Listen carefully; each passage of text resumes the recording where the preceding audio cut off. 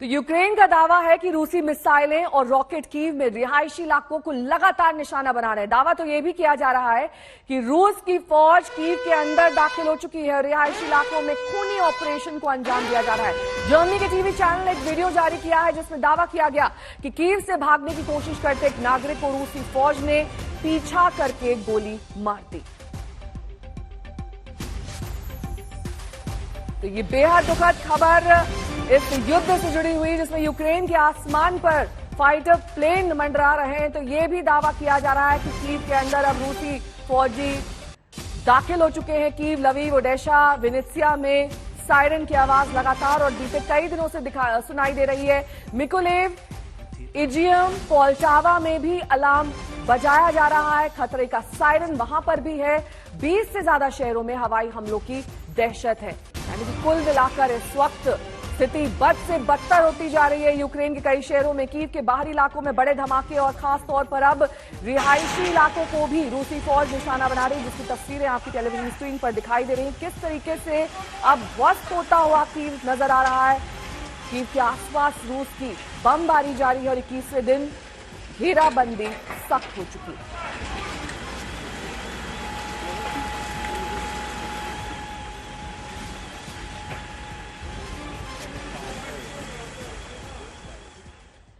तो यूक्रेन पर रूसी हमले का आज 21वां दिन। पिछले 20 दिन में यूक्रेन के कई शहरों ने भयंकर बर्बादी का मंजर देखा। खार्किव, सूमी, मारियोपोल, खेरसन तमाम इलाके हमले में बर्बाद हो चुके हैं। अब निशाने पर कीव है और कीव की 15 मंजिला इमारत पर कल हमला हुआ। यूक्रेन की राजधानी कीव के उपनगरीय इलाके से लगातार हवाई हमले के अलर्ट के सायरन की आवाजें आ रही हैं और मंगलवार शाम 8 बजे से कीव में 35 घंटे का कर्फ्यू भी शुरू हो चुका है। स्थानीय समय के मुताबिक कर्फ्यू कल सुबह 7 बजे खत्म होगा और इस बीच रूसी फौज की मनमानी की भी तस्वीर आई है। देखिए रिपोर्ट।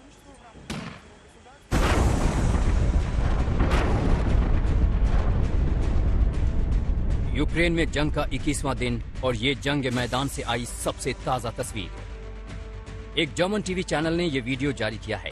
वीडियो गौर से देखिए। सफेद कार से निकलकर काली पोशाक वाला एक शख्स हाथ ऊपर कर सरेंडर करते हुए कार के पीछे की ओर आता है और फिर वो जमीन पर गिरता नजर आता है। जर्मन टीवी चैनल के मुताबिक जो शख्स जमीन पर गिरता हुआ दिख रहा है वो एक यूक्रेनी नागरिक था जो कीव शहर छोड़ रहा था, लेकिन बीच रास्ते में रूसी फौज ने उसे मार डाला। यूक्रेन में घुसाए रूसी सैनिक सिर्फ मौज मस्ती के लिए दूसरों की जान ले रहे हैं, ऐसा एक वीडियो कल भी सामने आया था। यूक्रेन के वोनुवाखा की ये तस्वीर है। यहाँ रूसी फौज सिर्फ मस्ती के लिए रिहायशी इलाकों को निशाना बनाती नजर आई।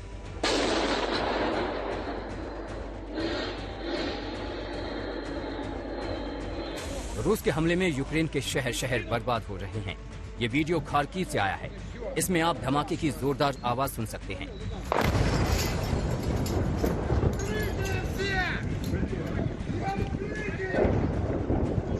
ये मंजर कैमरे में उस वक्त कैद हुआ जब खार्किव की एक रिहायशी इमारत पर रूसी जेट ने बम गिराया था।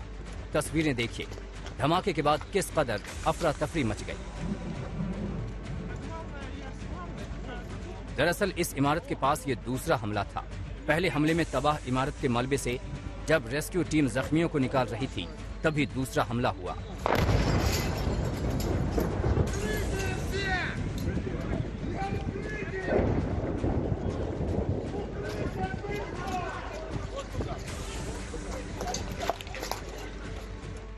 रूसी हमले से यूक्रेन में मच रही बर्बादी की ये तस्वीर ओख्तिर्का की है, जिसे कल यूक्रेनी सेना ने जारी किया है।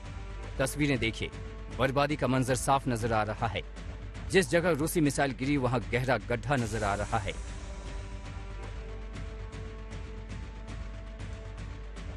यहाँ कभी मासूम बच्चों का स्कूल हुआ करता था। टेबल पर पेंसिलें और मिट्टी बिखरी पड़ी है। फर्श पर खिड़कियों का टूटा शीशा बिखरा हुआ है। बच्चों की किलकारी से गूंजने वाला कमरा जंग से बर्बादी की सिसकियां ले रहा है। पूरे ओख्तिर्का शहर का बुरा हाल नजर आ रहा है। इमारतें या तो जमींदोज हो चुकी हैं या फिर हमले में उन्हें भारी नुकसान झेलना पड़ा है। ओख्तिर्का यूक्रेन के उत्तर पूर्वी सूमी ओब्लास्ट का शहर है, जहां के शुरुआती दिनों में रूसी फौज ने ओख्तिर्का पर भीषण हमला बोला था। रेलवे स्टेशन का ये वीडियो देखिए।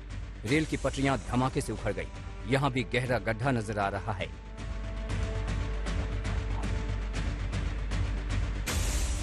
हमले के बाद सुमी में अब तक राहत और बचाव का काम जारी है। अंतर्राष्ट्रीय रेड क्रॉस सोसाइटी के सैकड़ों लोग वहां से लोगों को निकालने के काम में लगे हैं। ये वीडियो रेड क्रॉस ने ही जारी किया है। गौरव सावंत और राजेश पवार के साथ श्वेता सिंह, कीव आज तक।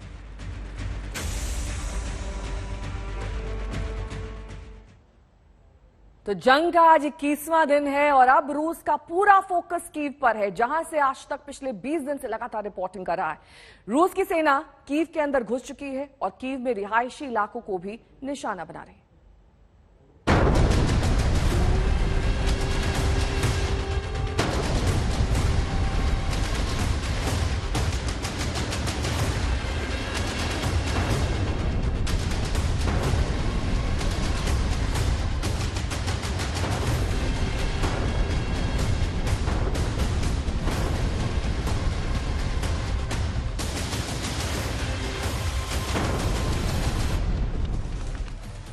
धू कर जलती बिल्डिंग और उसे बुझाने की कोशिश में लगे दमकल कर्मी। ये तस्वीर यूक्रेन की राजधानी कीव की है। इस 15 मंजिला रिहायशी इमारत को रूसी फौज ने मंगलवार को तोप से निशाना बनाया।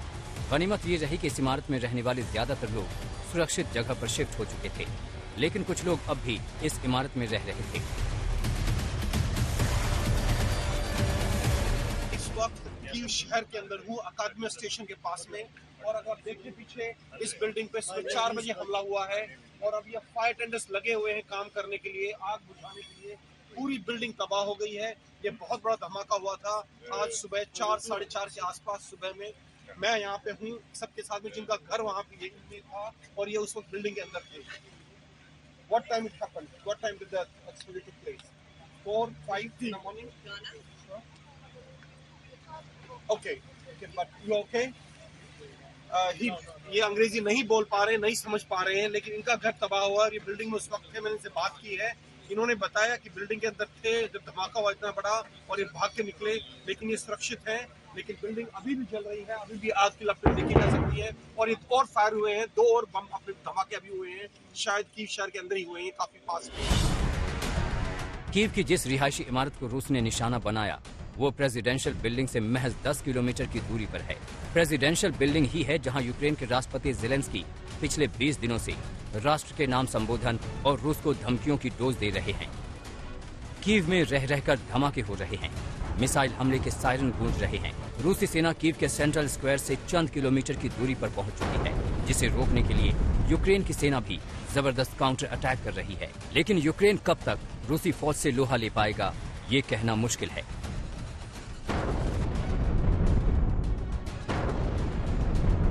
लेकिन ज़ेलेंस्की अब भी कीव में डटे हैं, सरेंडर करने और कीव से सुरक्षित बाहर निकलने से इनकार कर रहे हैं।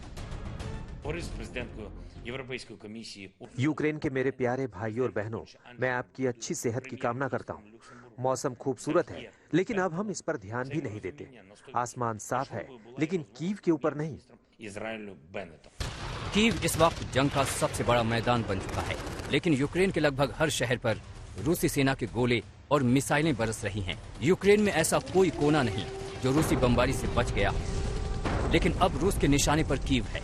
रिपोर्ट्स के मुताबिक यूक्रेन में घुसी रूस की 60% फौज कीव में एक्टिव है और ऑल आउट अटैक कर रही है। और ये सब ऐसे वक्त में हो रहा है जब दोनों देशों के बीच 4 राउंड की बातचीत हो चुकी है, लेकिन अभी तक कोई बात नहीं बन पाई है। गौरव सावंत और राजेश पवार के साथ श्वेता सिंह, कीव, यूक्रेन आज तक। यूक्रेन के जंगे मैदान से आज तक आपको लगातार रिपोर्ट दिखा रहा है हमारे संवाददाता कीव से लवीव तक मौजूद हैं। लवीव से देखिए हमारी सहयोगी श्वेता सिंह की ये रिपोर्ट। यूक्रेन के लवीव में जहां पर एक सैन्य ठिकाने पर हमले से 35 सैनिकों की जान चली गई, इस जगह पर उन्हें श्रद्धांजलि दी जा रही है। आम लोग भी यहां पर पहुंचे हैं और सैनिक अपने साथियों के लिए बड़ी संख्या में यहां पर मौजूद हैं। माहौल यहां पर बहुत गमगीन है, क्योंकि लवीव में इस तरह से आक्रमण होगा वो किसी ने सोचा नहीं था। लेकिन एक सैन्य ठिकाना जो कि पोलैंड की सीमा से बहुत अधिक दूर नहीं था, वहां पर हमले में 35 जवानों को गंवा देना युद्ध की जो हकीकत है वो यूक्रेन को बयां कर रहा है। खासकर यूक्रेन का ये पश्चिमी हिस्सा जो अधिकांशतः अछूता ही रहा था।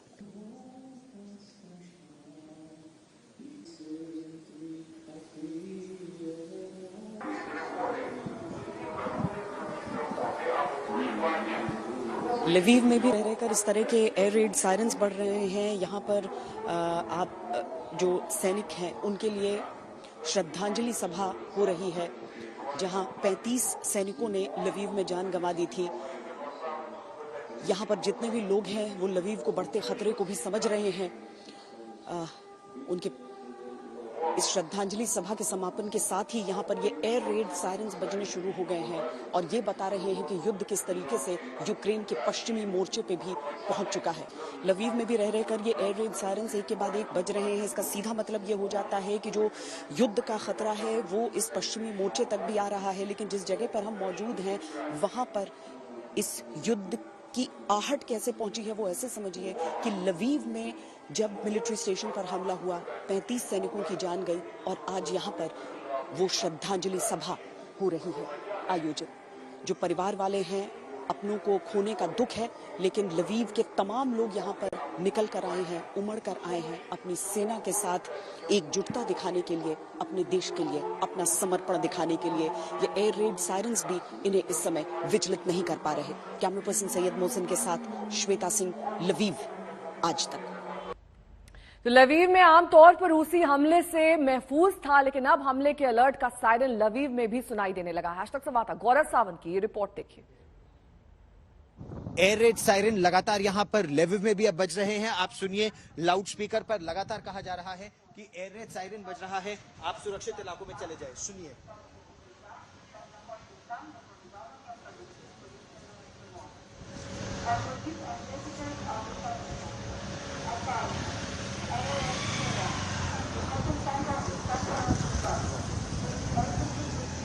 शहर में लाउडस्पीकर पर कहा जा रहा है कि एयर रेड सायरन बज रहे हैं, आप सुरक्षित इलाकों में चले जाइए। और आप देखिए तो एकाएक सड़क बिल्कुल खाली हो गई है। कुछ लोग जो सड़कों पर थे वो सुरक्षित इलाकों पर जा रहे हैं, लेकिन इतनी बड़ी संख्या में एयर रेड सायरन एक तरह से यहाँ बज रहे हैं कि लोग भी अब एक तरह से आदी हो गए हैं कि एयर रेड सायरन जब बनते हैं वो किसी सुरक्षित इलाके में चले तो जाते हैं, लेकिन उस सुरक्षित इलाके में या बंकर के बाहर तब तक वो रहते हैं जब तक एकाएक ऐसा न लगे कि अब अंदर जाने की आवश्यकता है। इसका प्रिंसिपल ये है कि अगर रेडार्स पर कहीं पर भी आता है कि दुश्मन की कोई मिसाइल या विमान उस 100 किलोमीटर के क्षेत्र में है या एक बड़े सीमित क्षेत्र में है, तो वो अलर्ट जारी कर दिया जाता है ताकि लोग जल्द से जल्द सुरक्षित इलाके में चले जाएं। और उसके बाद जब वो रेडार से हट जाता है तो लगता है कि चलिए अब खतरा टल गया है। लेकिन जिस तरह से राजधानी कीव हो या फिर खार्किव हो या मारियोपोल हो या खर्सन हो, यूक्रेन देश के अलग अलग शहरों को जिस तरह से निशाना बनाया जा रहा है, तो अब खतरा यही है कि आने वाले समय में लवीव का इलाका जिसे पहले भी निशाना बनाया जा चुका है, वो भी अब मिसाइल, रॉकेट या लड़ाकू विमानों की जद में आ सकता है। कैमरामैन पवन कुमार के साथ गौरव सावंत, लवीव, यूक्रेन आज तक।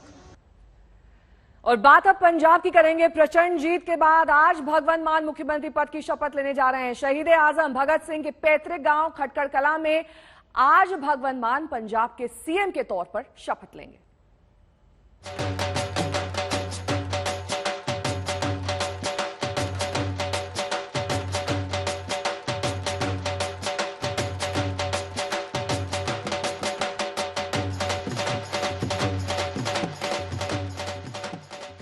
ये तैयारी है पंजाब में नई सरकार के आने की।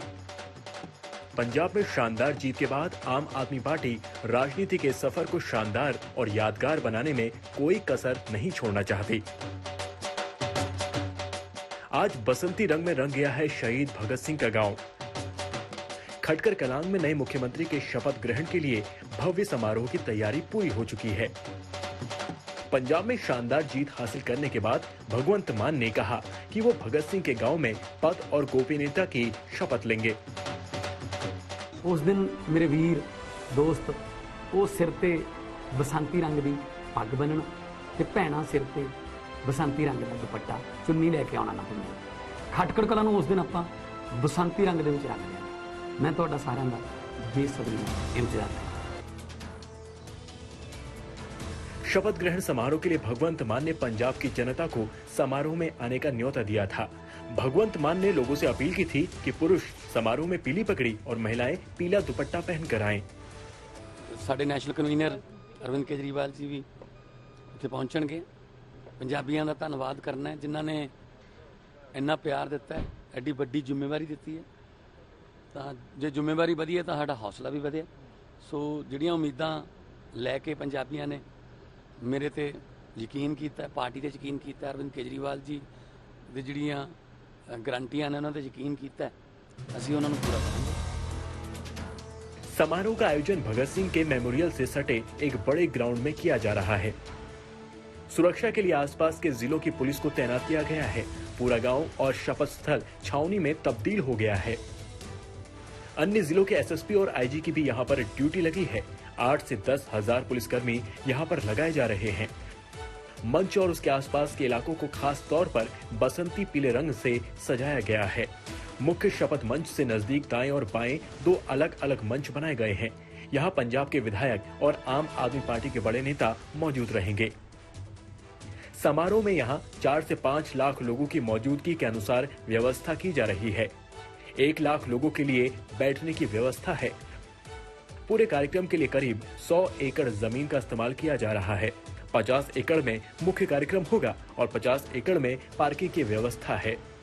शपथ समारोह के लिए किसानों की 150 एकड़ जमीन ली गई है और उनकी फसल के बदले 45,000 रुपए प्रति एकड़ मुआवजा दिया गया है। हमने ऑलरेडी जो है जितनी भी फसल ली है उसकी गिरदौरी जो है वो कंप्लीट कर ली है, तो जो कंपनसेशन भी है वो भी जो है वो डिस्पर्स कर दी जाएगी सबको। कार्यक्रम स्थल पर पानी, सैनिटाइजेशन, मेडिकल इमरजेंसी सेवाओं की भी व्यवस्था हो रही है। अन्य जिलों के एसएसपी और आईजी की भी यहां पर ड्यूटी लगी है। 8 से 10 हजार पुलिसकर्मी यहां पर लगाए जा रहे हैं। डीजीपी ने कहा कि और भी पुलिसकर्मियों की जरूरत पड़ी तो व्यवस्था की जाएगी। ललित शर्मा के साथ सत्येंद्र चौहान, खटकर कलां, आज तक।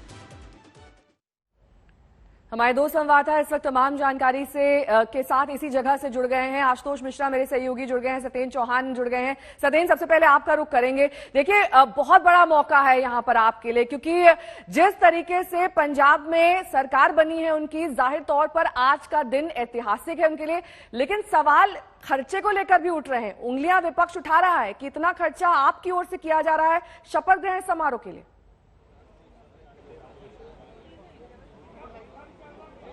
देखिए, जाहिर सी बात है कि जिस तरीके से ये भव्य आयोजन किया है और एक लीग से हटकर जो कार्यक्रम चंडीगढ़ में होते थे उनको चंडीगढ़ से दूर लाकर शहीद आजम भगवंत सिंह के गांव में किया जा रहा है, खटखट कलां में। मैं तस्वीरें भी दिखाऊंगा और साथ साथ आपको बताऊंगा कि ये देखिए, ये जो भव्य मंच बनाया गया है, यहाँ पर आम आदमी पार्टी के विधायक बैठेंगे, विधायक यहाँ पर आने भी लगे हैं और इसके साथ ही मेरे ठीक सामने जो मंच है वहां पर भगवंत मान शपथ लेंगे, पंजाब के राज्यपाल उनको शपथ दिलाएंगे। उसके अलावा अगर थोड़ा सा इस तरफ करता हूं मैं, तो एक अन्य मंच और आप देख सकते हैं जिस पर वीवीआईपी बैठेंगे। रही बात खर्चे की, तो पहले दिन ही पंजाब सरकार ने 2 करोड़ रुपए इस पूरे आयोजन के लिए खर्च कर दिए थे और जैसा कि अभी बताया गया है 150 एकड़ जमीन तकरीबन जिस पर हरी फसल खड़ी हुई थी गेहूं की, उसको जो है काटा गया है और 100 एकड़ जमीन जो है इस कार्यक्रम के आयोजन के लिए इस्तेमाल की गई है।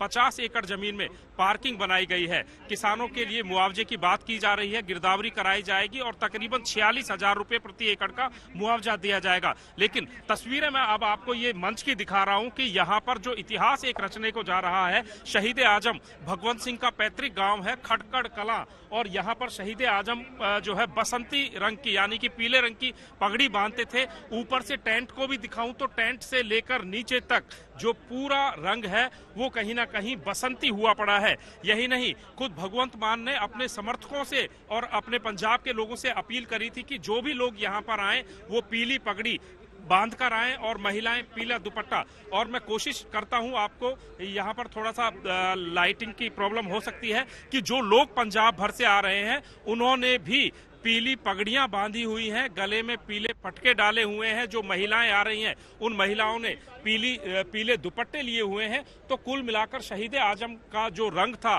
भगत सिंह का पसंदीदा रंग था और शहीद आजम भगत सिंह पीले रंग की पगड़ी बांधते थे, तो वही पगड़ी कहीं ना कहीं भगवंत मान ने बांधी है और भगवंत मान ने पहले ही ऐलान कर दिया था। और इसके साथ साथ एक महत्वपूर्ण ऐलान और किया गया है कि सरकारी कार्यालयों में शहीद आजम भगत सिंह और बाबा साहब डॉक्टर भीमराव अंबेडकर की तस्वीरें भी लगाई जाएंगी। अमूमन ये होता था देश के प्रधानमंत्री और राष्ट्रपति की तस्वीरें लगती थी सरकारी कार्यालयों में, लेकिन अब पंजाब सरकार ने बाकायदा आदेश जारी कर दिया है कि शहीद ठीक है, आजम भगत सिंह लौटूंगी और मैं बाबा आपके पास साहब सत्येंद्र, क्योंकि हर बार आम आदमी पार्टी की कोशिश होती है कि वो लीग से हटकर कुछ करें और ऐसा ही वहां पर दिखाई भी दे रहा है। आशुतोष मिश्रा मेरे सहयोगी इस वक्त तमाम जानकारी के साथ जुड़ गए हैं। आशुतोष, देखिए, पहले से ही खटखड़ कला इतिहास के पन्नों में दर्ज है, लेकिन आज उसमें एक नया अध्याय जुड़ने जा रहा है। बिल्कुल नेहा, और आम आदमी पार्टी के लिए अपने आप में ये एक इतिहास है कि एक 9 साल पहले जन्मी पार्टी, जिसकी आज देश में राजनीतिक हैसियत ऐसी है कि जिसके पास 92 एमएलए पंजाब में हैं, 60 से ज्यादा एमएलए दिल्ली में हैं, उसके पास फिलहाल 4 सांसद हैं और पंजाब की सीटें खाली जब वो भरती हैं तो ये संख्या 10 राज्यसभा में अकेले पहुंच जाती है। 9 साल जन्मी पार्टी आज के राजनीतिक वर्चस्व में इस तरह रसूख रखती है कि वो देश की तीसरी ऐसी पार्टी है कांग्रेस और बीजेपी के बाद जिसके पास 1 से ज्यादा राज्यों में सरकार है। इतिहास में ऐसा तब था जब लेफ्ट के पास ये सर हुआ करती थी, चाहे बंगाल में हो, त्रिपुरा में हो या फिर केरल में हो। तो ऐसे रसूख के बाद आज उनके पास वो प्रयोग का मौका है, लेकिन जब आपको ताकत मिलती है तो आपको जिम्मेदारियां भी मिलती हैं। अब आम आदमी पार्टी की राष्ट्रीय महत्वाकांक्षाओं को बल मिलेगा। हिमाचल, गुजरात के साथ साथ जहां बाइपोलर कॉन्टेस्ट है वहां वो पैर बढ़ाएंगे, लेकिन साथ के साथ ये नजर रहेगी कि दिल्ली के बाहर जहां आपको पूरा राज्य मिला है, जहां आपको सारी शक्तियां मिली हैं, जहां आपके पास भगवंत मान जैसा एक चेहरा है, इन सब के इतर आप पंजाब से आपने जो वादे किए थे उनकी डिलीवरी कैसी होती है, और यही डिलीवरी उनके लिए आगे दूसरे राज्यों में जनाधार का आधार बनेगा। क्योंकि यही दिल्ली मॉडल पर उन्होंने पंजाब जीता, अब दिल्ली प्लस पंजाब मॉडल को आगे आप कैसे ले जाते हैं, इन्हीं चुनौतियों के लिए आम आदमी पार्टी आगे रास्ते अपने खोलेगी। लेकिन आज का दिन उसके लिए महत्वपूर्ण है। भगवंत मान को आज मुख्यमंत्री बना रहे हैं। अब ये देखना होगा कि आगे, हालांकि जो हमें जानकारी मिली है कि कल चूंकि जो सदन का सत्र बुलाया गया है, शपथ ग्रहण होगा सभी विधायकों का और उसके बाद राज्यपाल को लगभग 15 विधायकों का नाम भेजा जाएगा। कुछ जो दोबारा जो विधायक चुनकर आए हैं वो, और कुछ नए नवेले, जिसके बाद मंत्रिमंडल का गठन होगा। और जैसे ही शपथ ग्रहण होगा, आज शाम को ही अधिकारियों की सबसे पहली बैठक जो मुख्यमंत्री भगवंत मान जब हो जाएंगे उन्होंने बुलाई है, और देखना होगा पहला बड़ा फैसला क्या। क्योंकि अगर आपको याद हो कि दिल्ली में सरकार बनते ही पहला फैसला था 300 यूनिट बिजली मुफ्त, पानी मुफ्त, तो क्या दिल्ली की तरह पंजाब में भी उसी तरह का सिक्सर लगाएगी आम आदमी पार्टी? बिल्कुल, हर पल पर नजर बनाए रखिए। बहुत बहुत शुक्रिया सत्येंद्र चौहान और आशुतोष मिश्रा, आप दोनों का। बात कोरोना टीकाकरण की करेंगे, जिसके अभियान में आज मील का एक और पत्थर जुड़ने जा रहा है। आज देश भर में 12 से 14 साल के बच्चों का टीकाकरण अभियान शुरू हो रहा है। अब 12 से 14 वर्ष के बच्चों को कॉर्बेवैक्स वैक्सीन की डोज दी जाएगी। आज से 60 साल से ऊपर के बुजुर्गों को प्रिकॉशनरी डोज या बूस्टर डोज भी दी जाएगी।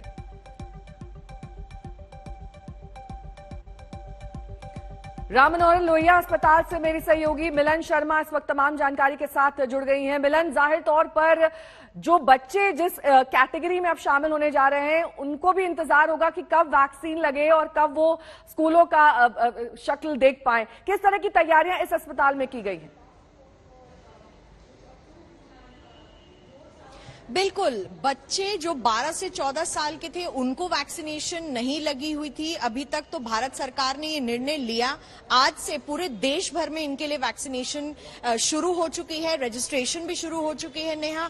और इस वक्त हम आरएमएल अस्पताल में हैं, जहां पर दोनों सेंटर्स हैं, बच्चों के वैक्सीनेशन का सेंटर भी है और बुजुर्गों को जो प्रिकॉशन डोज है, जिसमें पहले कोमॉर्बिडिटी का क्लॉज लगाया था, वो भी हटा दिया गया है। धीरे धीरे आप देख सकते हैं यहाँ पर लोग आ रहे हैं। बच्चों को खासी ये कहा जा रहा है कि वैक्सीनेशन लेने से पहले एटलीस्ट कुछ खाकर आए। ये बहुत अहम जानकारी यहाँ पर डॉक्टरों ने बताई है कि खाली पेट ना आए, वैक्सीन लेने के लिए कुछ खाकर जरूर आए। और जिस तरीके से यहाँ पर 18 वर्ष से कम बच्चों की वैक्सीनेशन हो रही थी, उसी प्रक्रिया से वैक्सीन लेने के बाद एडवर्स इवेंट्स भी मॉनिटर किए जाएंगे। यहाँ पर कॉर्बेवैक्स ही दी जा रही है, जो सरकार के केंद्रों के सेंटर्स हैं वहां पर फ्री दी जा रही है, लेकिन प्राइवेट सेंटर्स में पीछे कुछ काउंटर्स बने हुए हैं। अगर वहां तक कैमरा ले जा पाए आप और दिखा पाए कि कैसी तैयारियां हैं, लोगों से जानकारी ले पाए कि किस तरीके से ये आज यहां पर डटे हुए हैं अगले दौर के लिए। बिल्कुल, देखिए सवेरे का वक्त है, यहाँ पर रजिस्ट्रेशन काउंटर बना हुआ है और गार्ड साहब भी अपनी ड्यूटी पे हैं। अंदर हमें जाने की इस वक्त नेहा अनुमति नहीं है क्योंकि ये सैनिटाइज्ड एरिया दिखाया जाता है। मैं आपको बस दूर से दिखाना चाहूंगी, अगर संजीव थोड़ा सा अंदर आ जाएं, कि बच्चे यहाँ पर वेट कर रहे हैं और डॉक्टर्स भी यहाँ पर जो हैं खड़े हैं उनके इंतजार में। लेकिन रजिस्ट्रेशन करके ही बच्चे एक बारी यहाँ पर आ सकते हैं। दूसरी तरफ अगर मैं दिखाऊं तो डेफिनेटली सेपरेटली एक वैक्सीनेशन रूम यहाँ भी है जहाँ पर एडवर्स इवेंट्स मॉनिटर करने के लिए 12 to 14 ईयर्स यहाँ पर लिखा हुआ है बाहर साइड पर, इनके लिए मॉनिटर करने के लिए एक रूम बनाया गया है। पूरी तैयारी जैसे होती है आरएमएल में उसी तरीके से की गई है। बट ये एक बहुत अच्छी बात है जो आपने आपके पास, क्योंकि जिस तरीके से अब वृहद स्तर पर वैक्सीनेशन का काम पूरा किया जा रहा है, जाहिर तौर पर यह काबिले तारीफ है।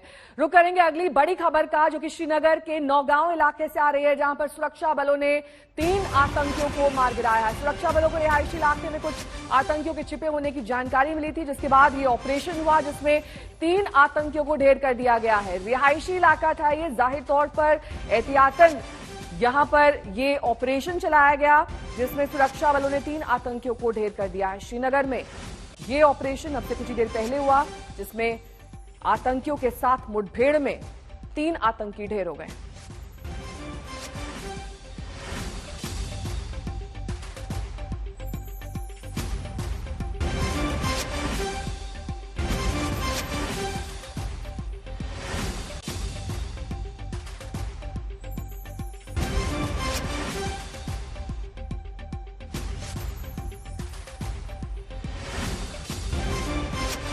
तो रेलवे स्टेशन के करीब आतंकियों से अब भी मुठभेड़ जारी है। हालांकि जो जानकारी मिल रही है उसके अनुसार एक ऐसा भी रिहायशी इलाका जहां पर 3 आतंकियों को मार गिराया गया है। एक बड़ी कामयाबी यहां पर सुरक्षा बलों के लिए।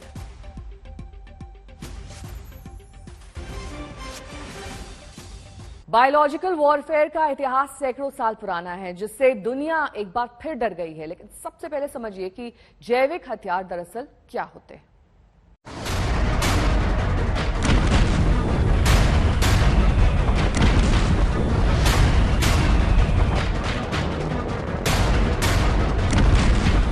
रूस कीव के करीब है और किसी भी वक्त कब्जा कर सकता है।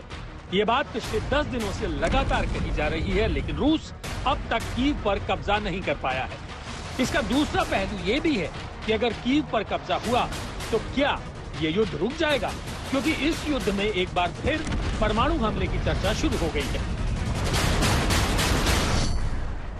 इस बार संयुक्त राष्ट्र महासचिव एंटोनियो गुटेरेस ने अपनी चिंता जाहिर करते हुए ये बयान दिया है कि यूक्रेन पर हमला करने के बाद रूस ने अपने न्यूक्लियर फोर्स को अलर्ट पर रखा है। यानी रूस यूक्रेन के बीच हो रहा युद्ध कभी भी महायुद्ध में बदल सकता है।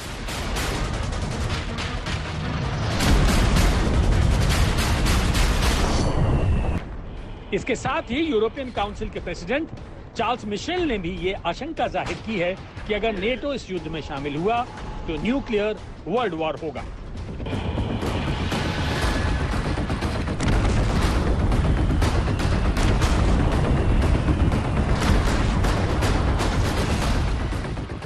इससे पहले रूस दुनिया भर के देशों को धमका चुका है। पुतिन साफ साफ कह चुके हैं कि यूक्रेन के मामले में अमेरिका या नेटो देश आए तो उसे गंभीर परिणाम भुगतने होंगे। बार बार रूस की तरफ से परमाणु युद्ध के इशारे हो रहे हैं।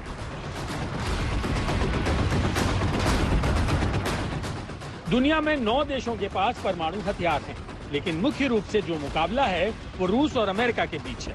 रूस के पास 6,257 परमाणु हथियार हैं, अमेरिका के पास 5,550 परमाणु हथियार हैं। सिर्फ इन 2 देशों के पास दुनिया के 90% परमाणु हथियार हैं, और इनका टकराव अगर बढ़ा तो पूरी दुनिया फिर खतरे में आ जाएगी।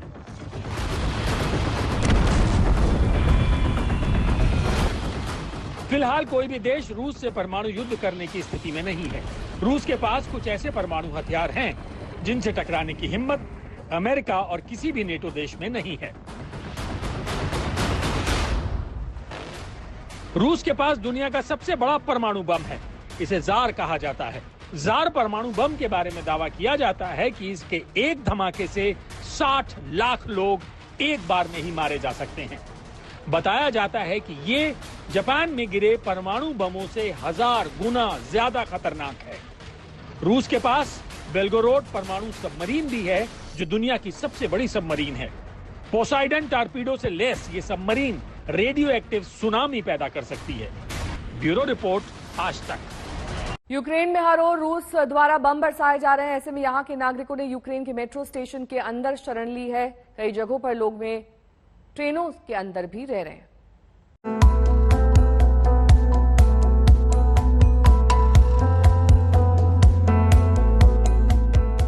जंग की ये वही तबाही है जिससे बचने के लिए ये लोग पाताल में पनाह लेने को मजबूर हैं। ये वो लोग हैं जिनके आशियाने इस जंग में कहीं बिखर गए।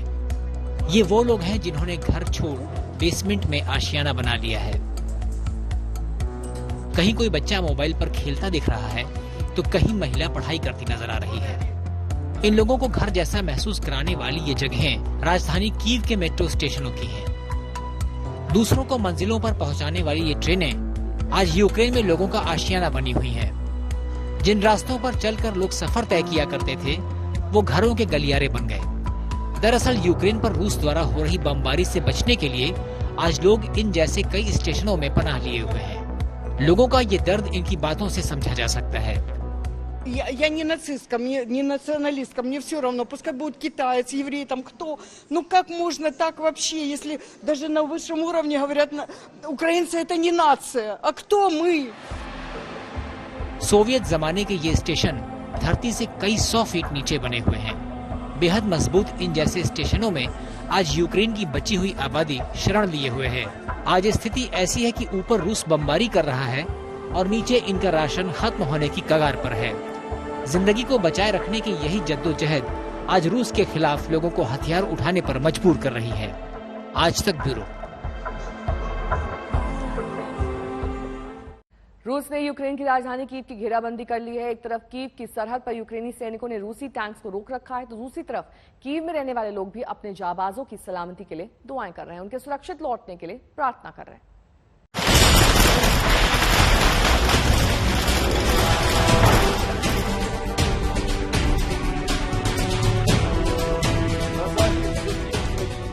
कानों को चीरती ये आवाज एक अनजाना सा डर पैदा कर रही है। ये आवाज इस बात का इशारा है कि जंग एक बार फिर तेज हो चुकी है। ये आवाज बता रही है कि एक बार फिर रूस के सैनिक हमलावर हैं। ये आवाज यूक्रेन के लोगों को आगाह कर रही है। तस्वीरें यूक्रेन की राजधानी कीव के एक चर्च की हैं, जहां रूसी हमले के साथ ही चर्च का सायरन बजने लगता है। सायरन बजने के बाद चर्च में प्रार्थना शुरू हो जाती है। जंग थमने के लिए होने वाली दुआएं तेज हो जाती हैं। अपनों की सलामती के लिए हाथ उठाकर लोग दुआएं करने लगते हैं। आंखों में आंसुओं का सैलाब उमड़ने लगता है और चेहरे पर दर्द की लकीरें। खौफ का साया और सलामती की उम्मीद हिलोरें मारने लगती है। सिर झुक जाता है। शरीर पर वर्दी, हाथों में बंदूकें और चेहरे पर आत्मविश्वास कि जंग में जीत हमारी ही होगी। यूक्रेन के ये वो सैनिक हैं जो जंग के मोर्चे पर जाने को पूरी तरह तैयार हैं। लेकिन रूसी सैनिकों को धूल चटाने से पहले फतह का आशीर्वाद भी जरूरी है। І, власне, те, що відбувалося, це молитва благословення українського воїна та зброї їхньої на захист землі української, життя за своєю спиною і правди Божої загалом. यूक्रेनी सैनिकों का ये वही जज्बा है जिसके चलते अभी तक कीव में रूसी सेना नहीं घुस पाई है। हालांकि अब तक यूक्रेन के सैनिकों ने रूस को रोके रखा है, लेकिन सवाल ये है कि आखिर कब तक। आज तक ब्यूरो।